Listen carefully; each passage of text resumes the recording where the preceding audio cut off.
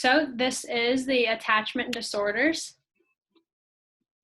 in school-age children, specifically those with the respite that I observed.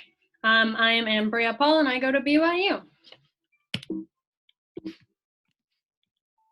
Okay, so what is an attachment disorder in general? It is an inability to create and establish a bond between a child and their caregiver.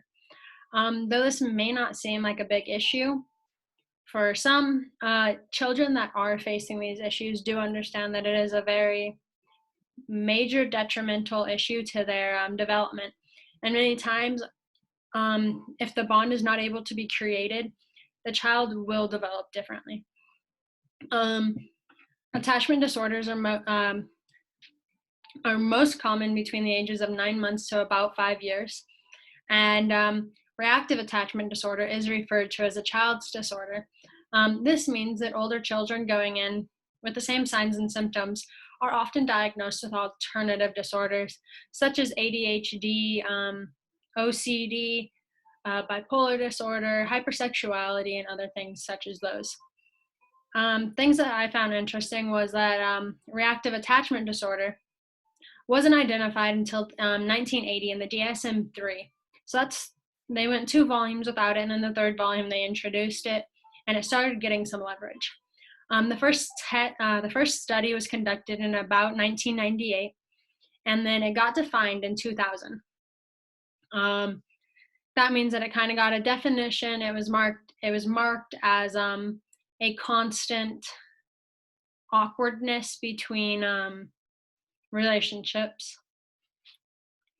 And then the little picture's kind of just showing a little graphic of it. The boy is obviously having some trust issues, and the mother or guardian figure just wants some honesty, integrity, and success. But in the middle, they're fighting over their love and their relationship, meaning that there probably isn't that one there to begin with, and that's what they're having issues with. Okay, so the simple signs and symptoms of reactive attachment disorders in children are there's no interest in interactive games, there's a failure to smile, they're unresponsive to affection, and they don't acknowledge pain very well. And over here I have the attachment quality and attachment disorder exist in parallel, meaning that if you're able to look back in your past and see fond memories and see how they built your relationships, there's a very low chance of being diagnosed with a attachment disorder. Yet on the other hand, if you look back and you see people that you're supposed to be able to trust breaking that and giving you trust issues and showing you that bridges burn and that relationships don't last, there's a more likely chance of establishing an attachment disorder. And that was in a study done by Schroeder and his colleagues in 2019.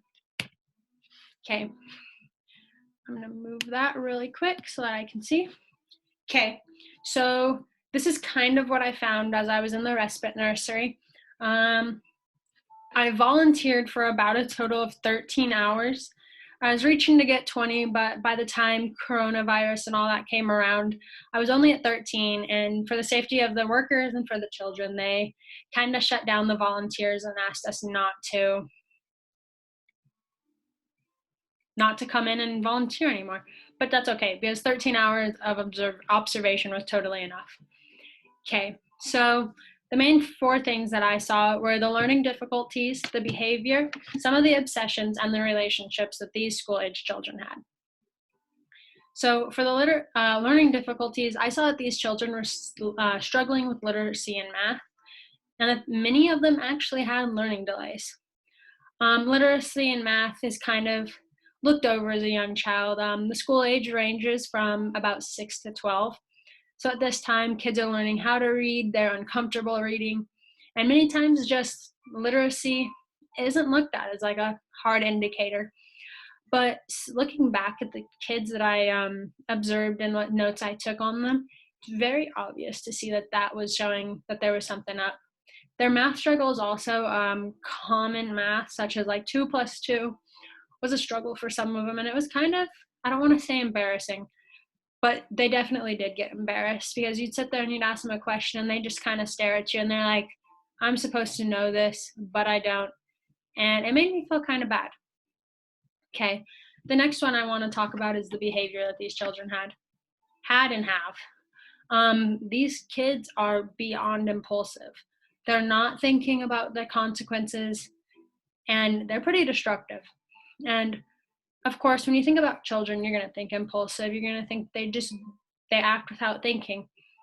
But once you hit like about 7 or 8, you begin to think about your consequences, and you know that once you do something bad, you're going to get a reaction from somebody. And it was just interesting to see the things that the kids would say or do to try to get attention or just kind of bring attention to themselves. Destructive behavior was something that I saw that was like really confusing. It wasn't something that I found in any of the studies really, but these kids ripped things to smithereens. We have a bookshelf that we read them to, and if you sat down with one of the behavior problem kids, you'd turn a page and they'd rip it out in front of you, and you're just like, okay, so that's what we're doing today. And you just kind of have to go along, and they just keep ripping pages out. You go and play with them, and they'd break toys. They just weren't having a good time. The next one that I decided to talk about or mention was obsessions.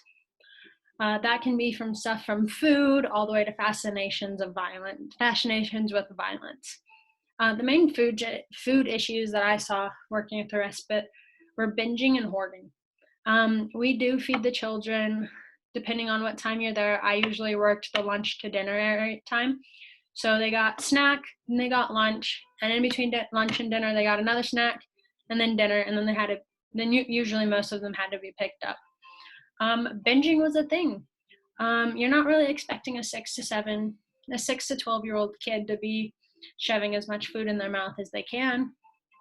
But there were definitely some kids about a third of my age eating 3 times as much as I would have been able to eat. And it was just kind of interesting. The other thing that I saw was hoarding. It comes as a normal thing for kids, like, oh, you're going to hand out fruit snacks. I'm going to grab another one so that I can go snack on it in the corner. But I saw extremes of this. I saw kids putting spaghetti in their pockets. I saw kids like shoving their cheeks full of Eggo waffles and just stuff like that. And like we had a kid cut up his pizza and put it in his pockets, and we didn't realize until we were like going outside and we had to change out of his like jacket to put him in a warm jacket, and we were like, oh, you smell like pizza, man. And it was smashed all over his pants. It was definitely an interesting thing to find. Okay, and then the final one that I had to talk about was the relationships that these kids had. There was some hostility towards family members. At the respite, children are dropped off and then escorted back into the nursery, and then once they're picked up, we are called over the phone and we're told that so-and-so's family is here to pick them up. We have to go get them, tell them that they're ready, that their family is waiting for them, and that it's time to go. If you accidentally mess up and slip up and say, hey, Timmy, your mom's here. There was definitely some times where our so-called Timmy got mad. You could see that he didn't like his the mom figure that I'm making the scenario out to be, and that they had a rough relationship, was kind of interesting. The other one that I saw just working with the kids was the relationship issues. These kids were either clingy or aggressive. You had the ones that you'd walk up and you'd be like, hey, Timmy, can I play with you? And be like, yeah, sure, you can play with me. And you're just like, okay, sweet, no problem. Like, I'm going to go grab a card. And you go down and play on the floor with Timmy, and then all of a sudden, car to the forehead. It was definitely something that you had to keep an eye out for. These kids would attack. Well, some of them would. They'd definitely go at you. I walked out many times, scratches, bite marks, and those are things that we don't really accept in the respite, but they do happen. Okay, and then we had the clingy kids. Those are the ones that walk in. We're going to use Timmy again because it's a very generic name. Timmy would walk in and he'd see you and he'd just go, Mrs. Ambry. He'd run over and he'd be attached to your hip all day. It'd be like carrying around a baby monkey. He wouldn't let you leave his sight.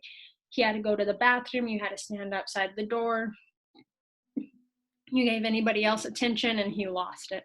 So it was definitely an interesting thing that I found. The development that these kids were facing has been very much disturbed. Okay, and then here's my references. And then I'm just going to talk a little bit more again. Okay, so the development that I saw in these kids was something that I was definitely thrown off by. I understand that attachment disorders can and do affect developmental milestones that children have. Being that I have been diagnosed with that, I was diagnosed with one, no longer am. But seeing kids going through kind of what I went through as a child was interesting. The late talking and stuff like that, the inability to form a connection or forming a connection way too fast was definitely something that threw me off. I hadn't really considered that other people could be faced with issues such as this due to the fact that I just kind of believed that it was my issue. But seeing that others are being faced with similar things was definitely an eye-opener for me. And I definitely put in way too much time researching this. And I definitely changed my topic for another class so that I could research this and use it. I got professor's approval, so that's all good. But it was definitely something interesting.